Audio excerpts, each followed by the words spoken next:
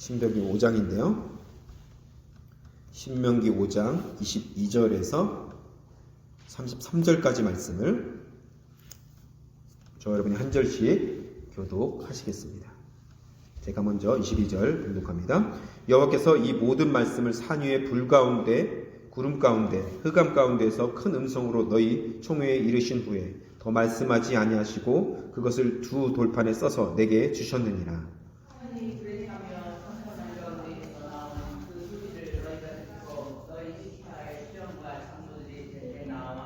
말하되 우리 하나님 여호와께서 그의 영광과 위엄을 우리에게 보이심에 불 가운데에서 나오는 음성을 우리가 들었고 하나님이 사람과 말씀하시되 그 사람이 생존하는 것을 오늘 우리가 보았나이다.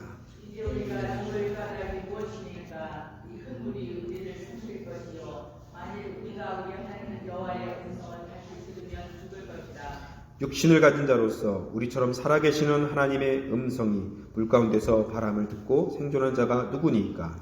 당신은 가까이 나아가서 우리 하나님 여호와께서 하시는 말씀을 다 듣고 우리 하나님 여호와께서 당신에게 이르시는 것을 다 우리에게 전하소서. 우리가 듣고 행하겠나이다 하였느니라. 여호와께서 너희가 내게 말할 때 너희가 말하는 소리를 들으신지라. 여호와께서 내게 이르시되 이 백성이 내게 말하는 그 말소리를 내가 들은즉 그 말이 다 옳도다. 다만 그들이 항상 이 같은 마음을 품어 나를 경외하며 내 모든 명령을 지켜서 그들과 그 자손이 영원히 복받기를 원하노라. 가서 그들에게 각기 장막으로 돌아가라 이르고 너는 여기 내 곁에 서 있으라. 내가 모든 명령과 규례와 법도를 내게 이르리니 너는 그것을 그들에게 가르쳐서 내가 그들에게 기업으로 주는 땅에서 그들에게 이것을 행하게 하라 하셨나니. 그런즉 너희 하나님 여호와께서 너희에게 명령하신 대로 너희는 삼가 행하여 좌로나 우로나 치우치지 말고 너희 하나님 여호와께서 너희에게 명령하신 모든 도를 행하라. 그리하면 너희가 살 것이요 복이 너희에게 있을 것이며 너희가 차지한 땅에서 너희의 땅이 기리라. 아멘. 잠시 말씀을 위해서 기도하겠습니다. 하나님, 우리가 주님의 말씀을 듣기를 원합니다. 주님, 말씀하옵소서. 우리가 듣겠나이다 말했던 사무엘의 고백처럼 우리도 주의 말씀을 우리 마음으로, 우리 귀로, 우리 영으로 듣기를 원합니다. 성령께서 함께해 주시고 성령께서 이 시간에 우리 마음 가운데 말씀하여 주시옵소서. 우리와 함께 하시는 주님을 찬양하며 거룩하신 예수님의 이름으로 기도하옵나이다. 아멘. 아멘. 오늘 특별히 신명기 5장 22절에서 33절까지 말씀을 가지고 율법과 복음이라는 제목으로 하나님 말씀을 증거하겠습니다. 여러분, 가정에서는 가정하면은 부모가 있습니다. 부모는 역할이 조금 다릅니다. 그렇죠?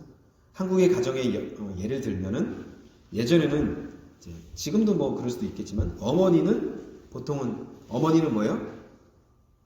자비하고 사랑이잖아요. 어머니 생각하면. 그래서 군대에서 어머니 하면 막 다 울잖아요. 그렇죠? 옛날에 군대에서 어머니 하면 다 우는데 그만큼 엄마 하면은 어머니 생각하면은 사랑이 있게 어머니가 날 그렇게 사랑해주고 날 참아주시고 끝까지 안아주시고 자비하신 어머니의 사랑이 느껴지잖아요. 근데 군대에서 만약에 아버지 이렇게 했다면 어떻게 됐어요?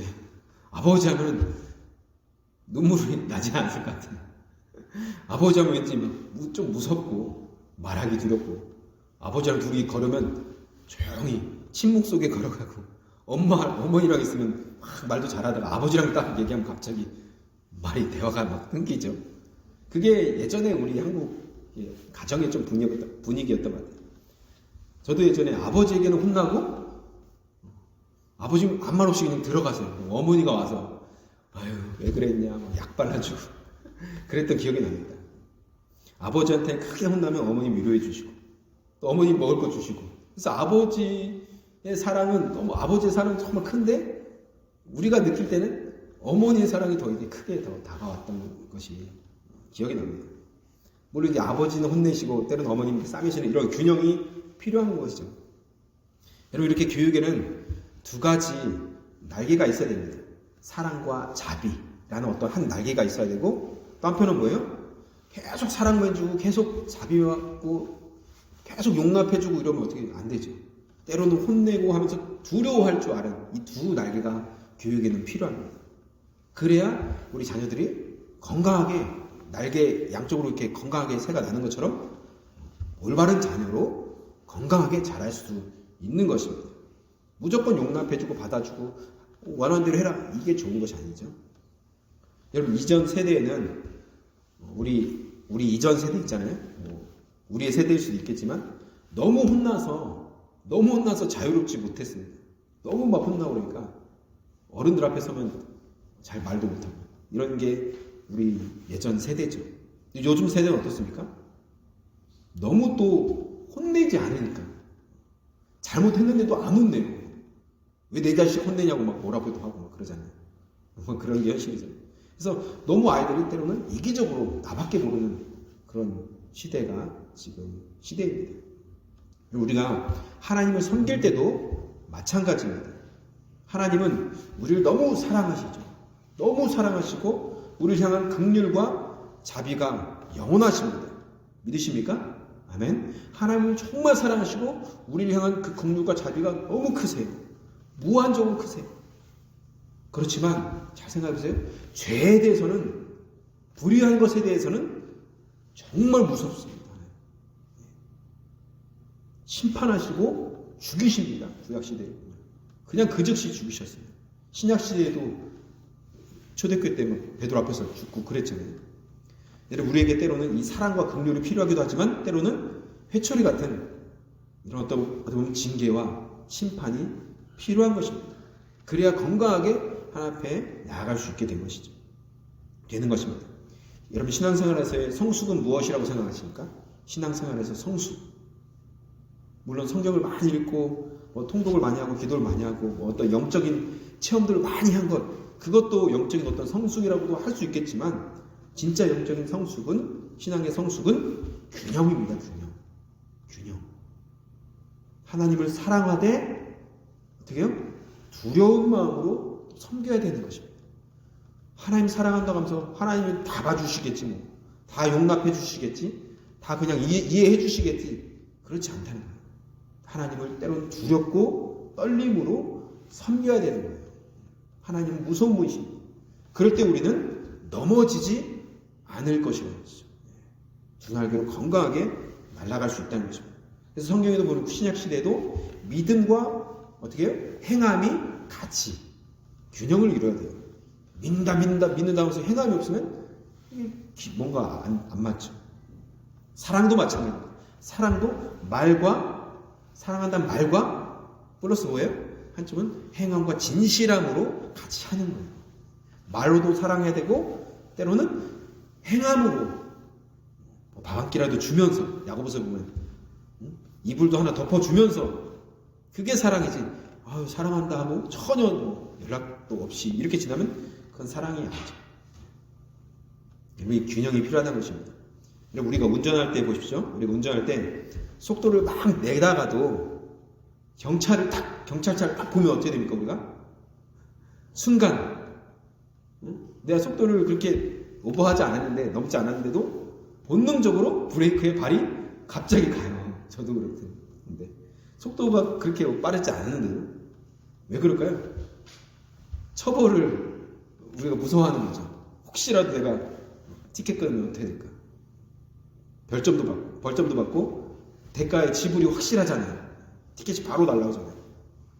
여러분 이렇게 규칙과 규범은 특별히 법을 어겼을 때 처벌에 대한 두려움, 이것 때문에 우리가 때로는 우리가 올바른 길로, 선한 길로 갈 수 있게 만들어주는 거예요.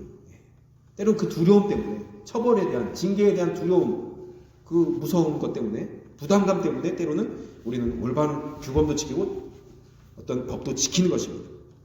아무튼 우리가 반드시 기억해야 될 것이 뭐냐면 자비와 사랑의 하나님이시지만 하나님은 두렵고 무서운 분이시라는 것입니다. 이 두 가지를 반드시 기억하셔야 돼요.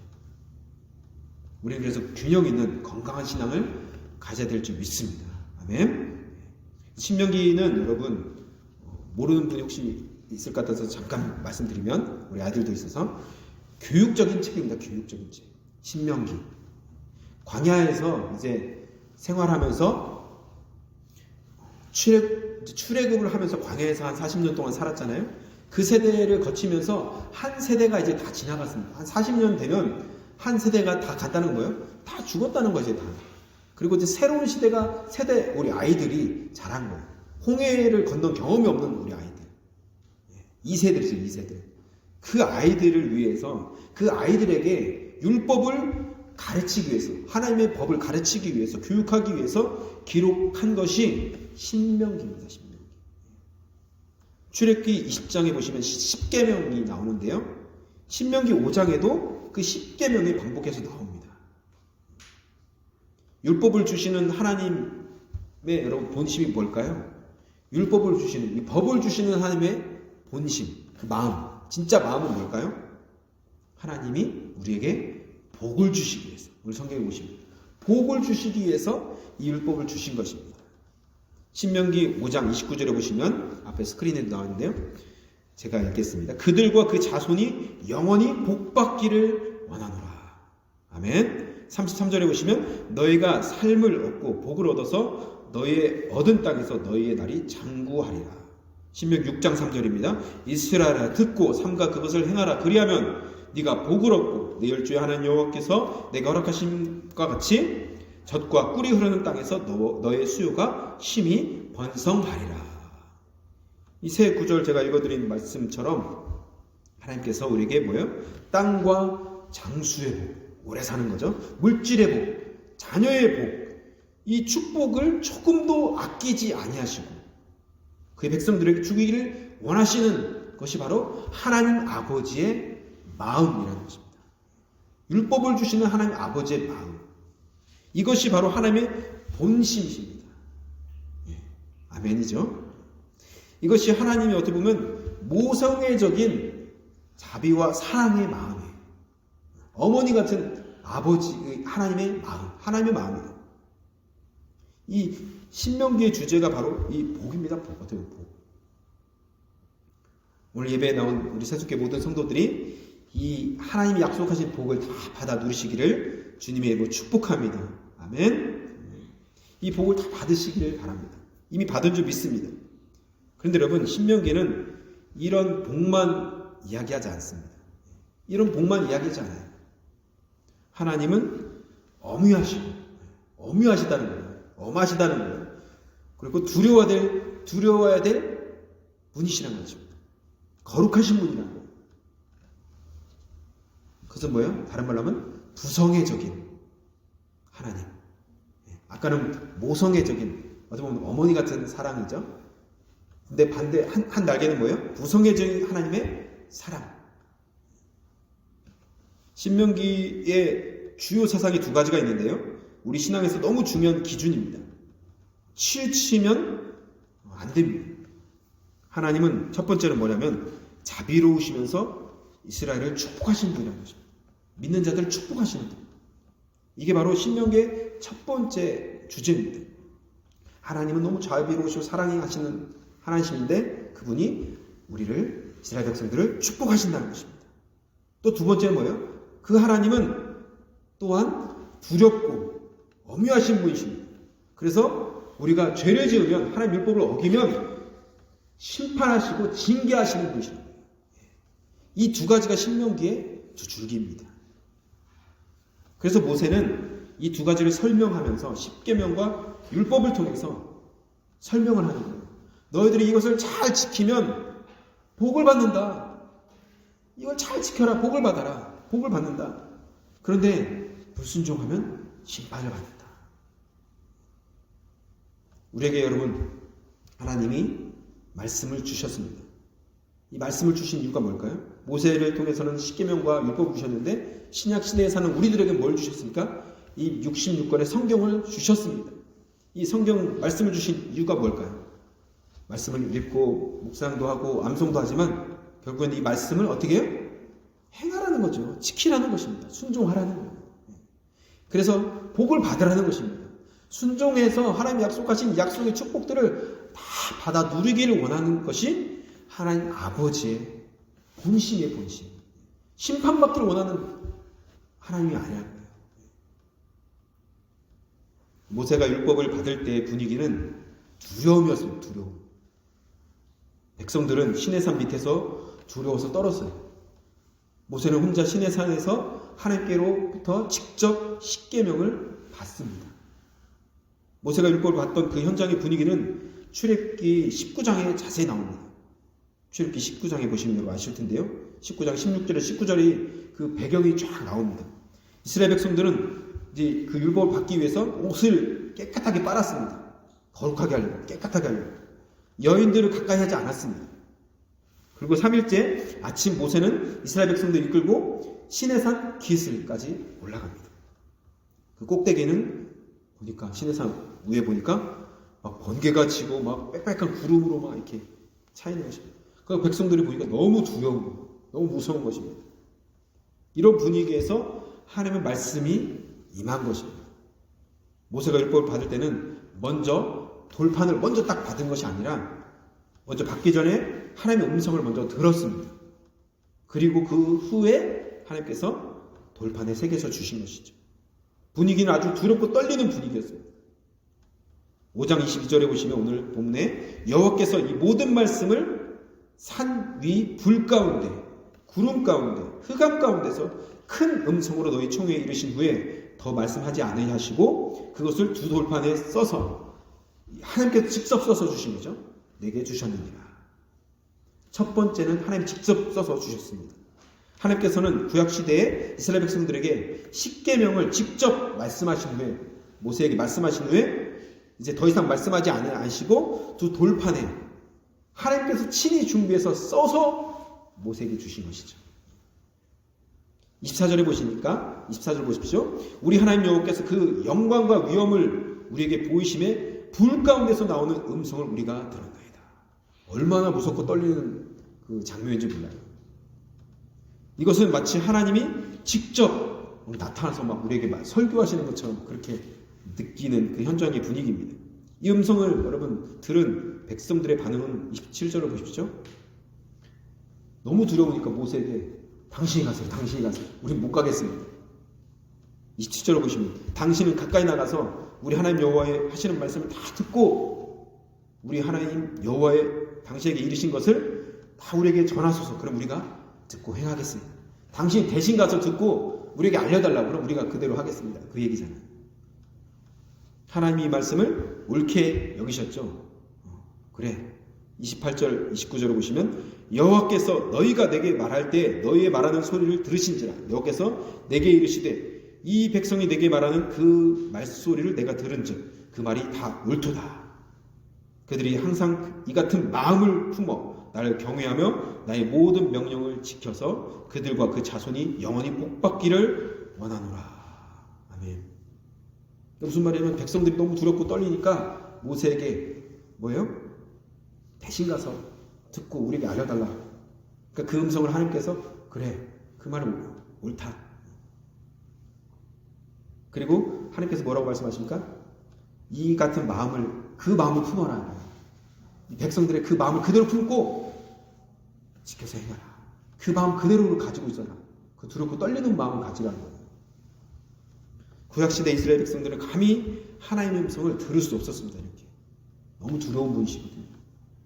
하나님은 이렇게 두려운 분이십니다. 죄인이 감히 하나님 앞에 설 수 없고 그 음성을 하나님을 보면 그 즉시 죽을 수도 있는 그런 하나님 무서운 분이십니다. 그 음성을 들을 수 있는 사람이 없었습니다. 이것이 바로 창조주인 하나님과 피조물인 우리 인간과의 절대적인 차이, 관계입니다.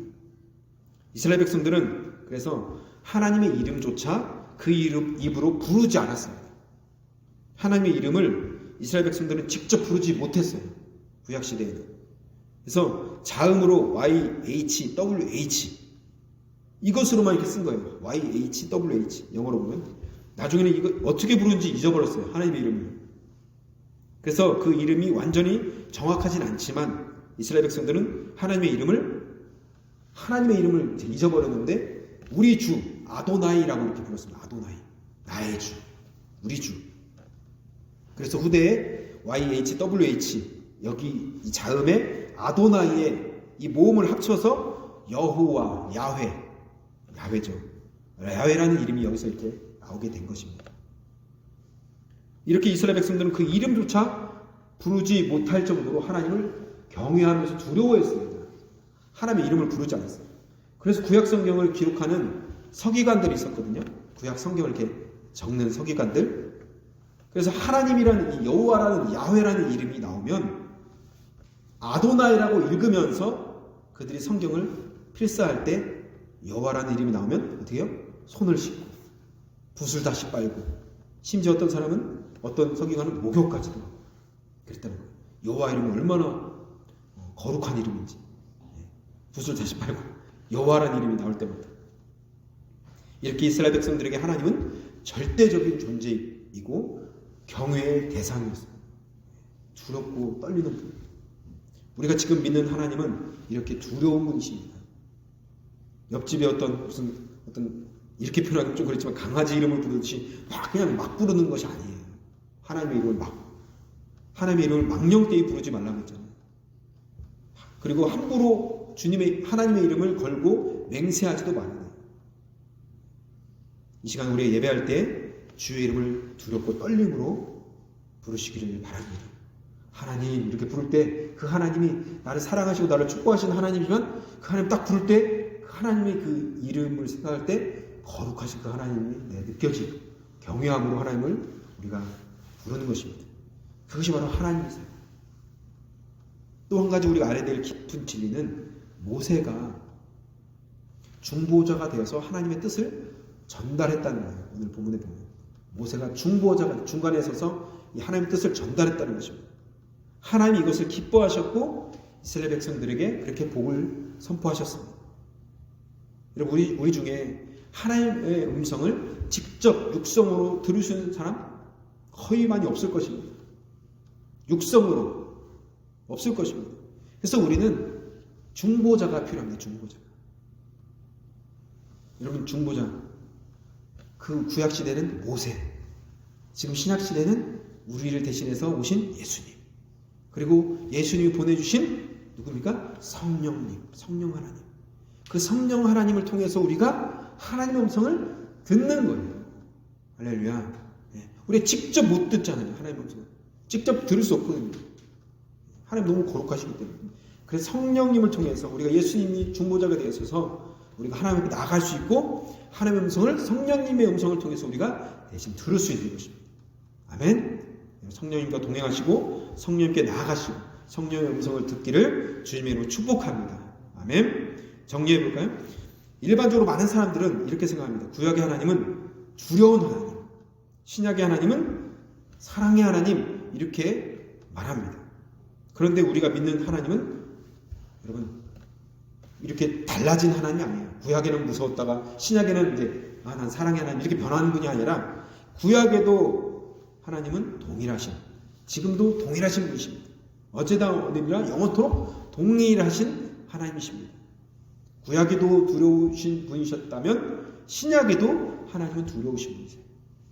구약에도 사랑의 하나님이셨다면 신약에도 지금도 하나님은 사랑의 하나님이십니다. 아멘. 하나님이 동일하신 분이십니다. 성경은 이렇게 어떻게 보면 신약의 하나님이 더 두려운 분으로 묘사하고 있습니다.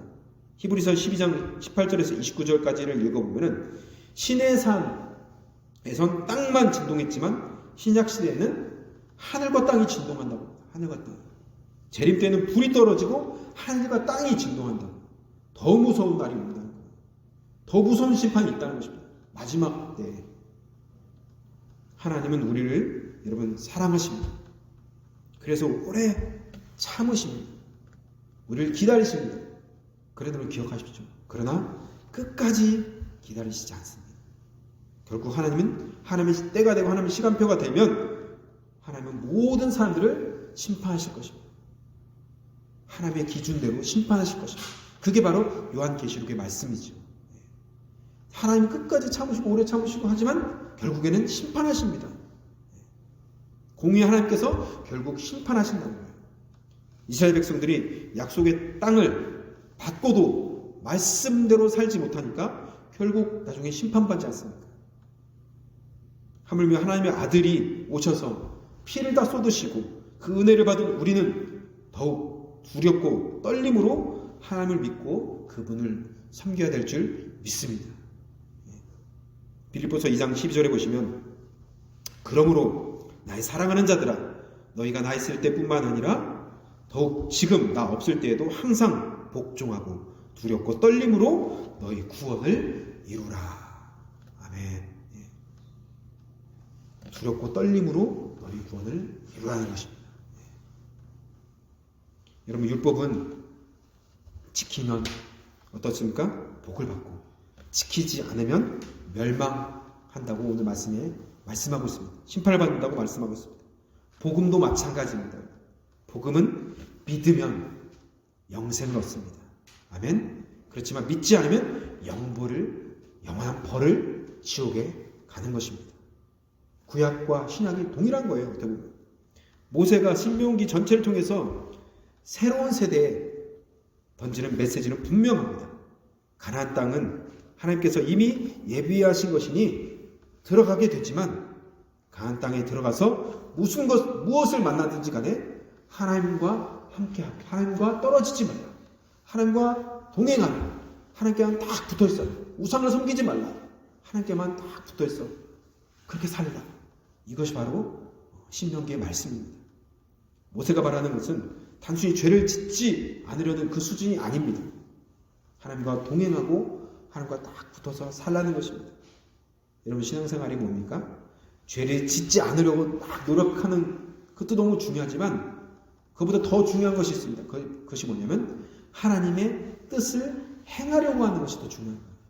하나님의 뜻을 행하다 보면 죄는 멀어지고 악에게서 떨어지게 되는 것입니다.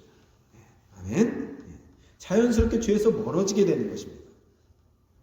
신명기 4장 3절에서 4절까지 말씀을 한번 읽어볼까요? 신명기 4장 3절에서 4절까지 한번 읽어보겠습니다. 시작. 여호와께서 바알부볼의 일을 인하여 행하신 바를 너희가 묵도하였거니와 바알부볼을 쫓은 모든 사람을 너희 하나님 여호와께서 너희 중에서 진멸하시되 오직 너희 하나님 여호와께서부터 떠나지 않은 너희는 오늘까지 다 생존하였느니라. 아멘. 아멘이죠? 이 말씀은 간단히 말씀드리면 시딤에서 이스라엘 백성들이 모압 여인과 행음하다가 범죄해서 24,000명이 죽었습니다. 하나님 심판을 받았습니다. 하나님 하지 말라는 거 하니까 하나님 바로 죽이신 거예요. 그렇지만 하나님 여호와께 붙어있는 사람들은 다 살았다는 것입니다. 그 말이에요. 하나님께 붙어있으면 사는 것입니다. 아멘. 단순하죠. 하나님께 떨어져 나가면 죽는 거예요. 그 말씀이 요한복음 15장 말씀과 동일합니다. 포도나무 비유죠. 포도나무에 붙어있으면 가지가 어때요? 살아있어요. 열매도 맺고 가지 풍성해집니다. 떨어지면 그냥 장작이에요. 장작. 밟히고 장작이 되는 것입니다. 죽는 것입니다.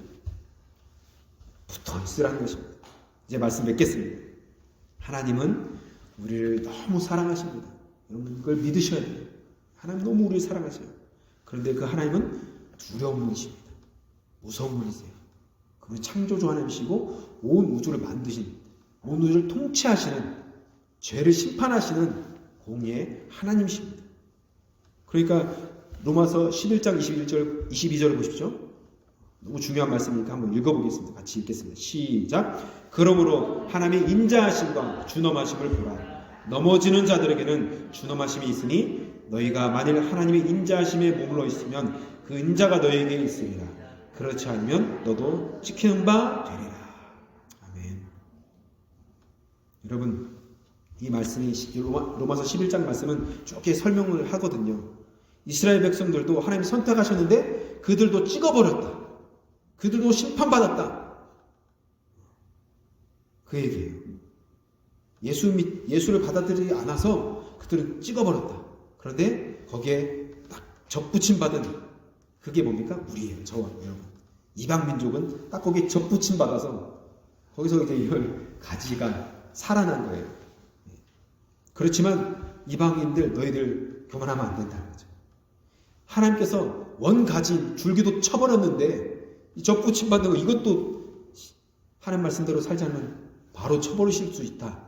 그러니까 두렵고 떨림으로 하나님 인자하심도 바라보지만 준엄하신 그 하나님도 같이 바라보면서 두렵고 떨림으로 하나님의 말씀대로 행하라는 것입니다. 그게 바로 로마서 11장에 간단하게 요약한 말씀입니다. 그래서 11장 20절에 보시면 이렇게 말씀해요. 높은 마음을 품지 말고 도리어 두려워하라. 높은 마음. 그렇다고 너희들이 은혜 받았다.